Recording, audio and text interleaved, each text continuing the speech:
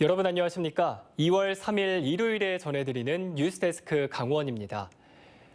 화천 북한강에는 아주 이상한 다리가 하나 있습니다. 71억 원을 들여 만든 자전거 다리인데 이용객이 거의 없는 상태입니다. 이재규 기자가 취재했습니다.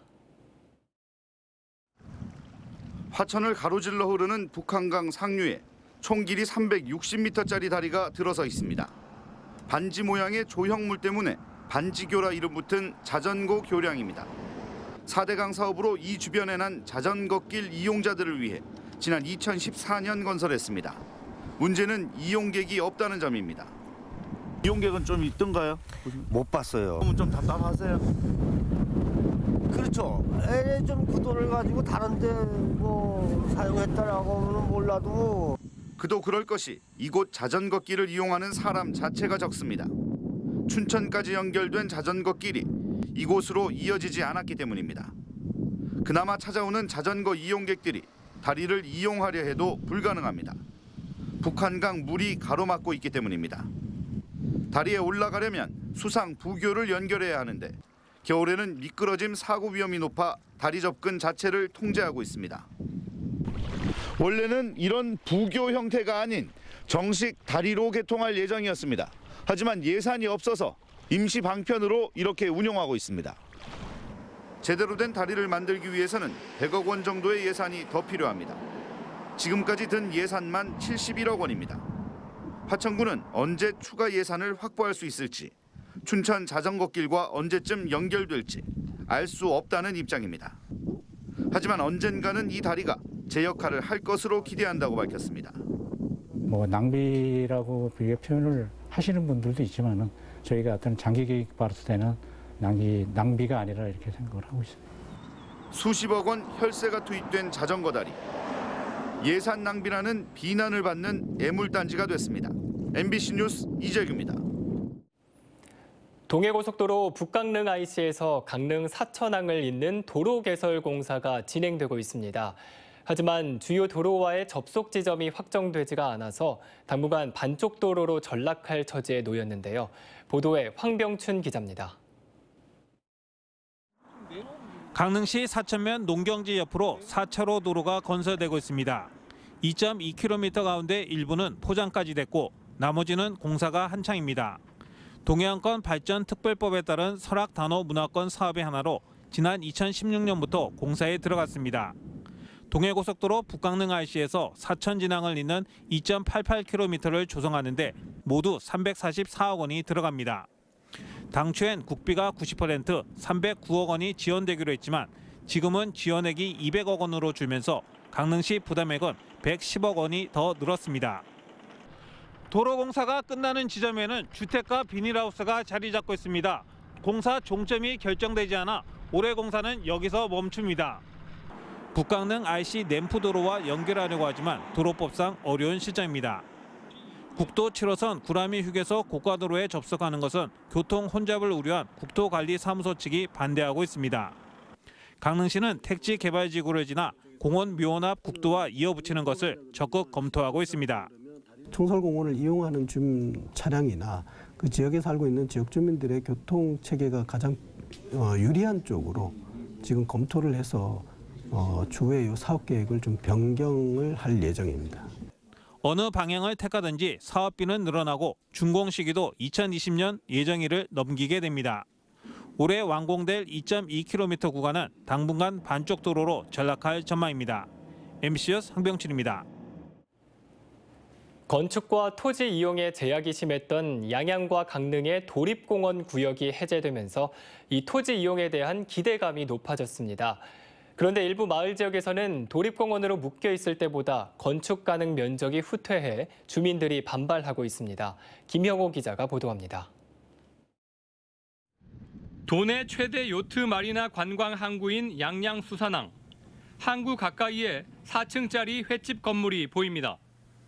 이 건물은 낙산 도립공원으로 지정돼 있던 당시 자연공원법에 따라 토지 면적의 60% 비율로 지어졌습니다.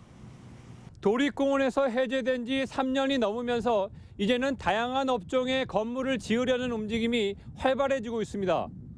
그런데 토지 이용 계획을 수립하는 과정에서 도립공원 지정 때보다 건축 가능 면적이 줄어들게 되면서 주민들이 반발하고 있습니다.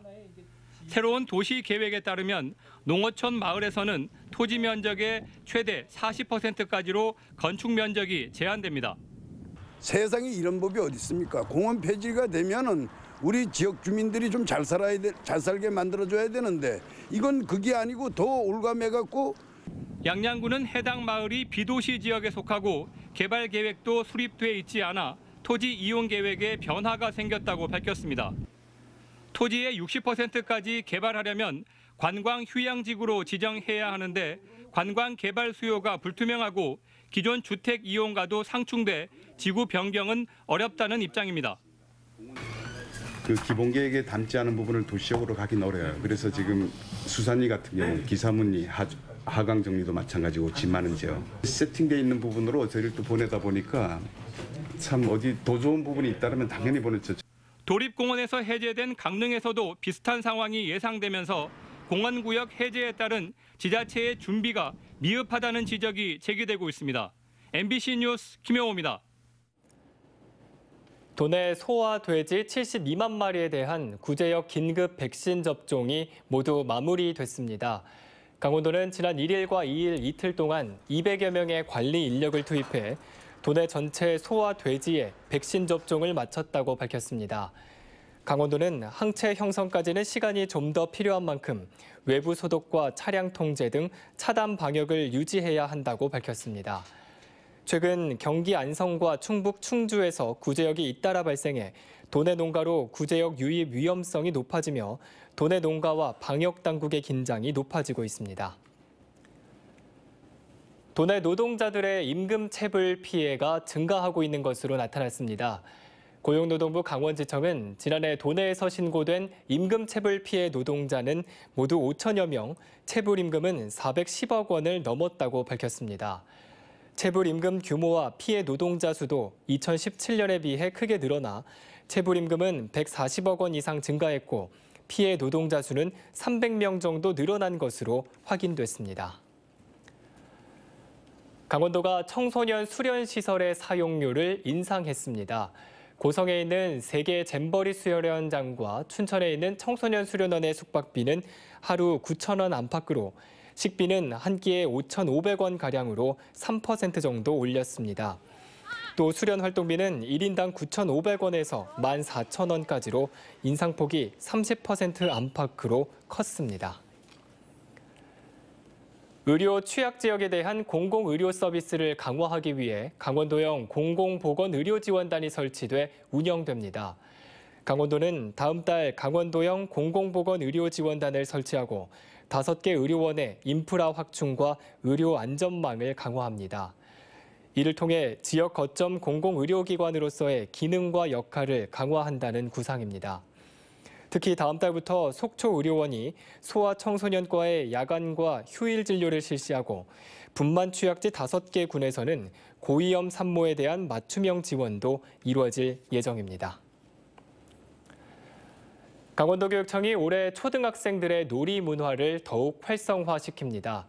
쉬는 시간과 점심시간을 늘려 학생들에게 잘 놀 시간을 주자는 의미로 시작된 놀이밥 공감학교는 지난해 40개 학교가 참여했지만 올해 그 수를 확대합니다. 이상으로 뉴스데스크 강원을 마칩니다. 고맙습니다.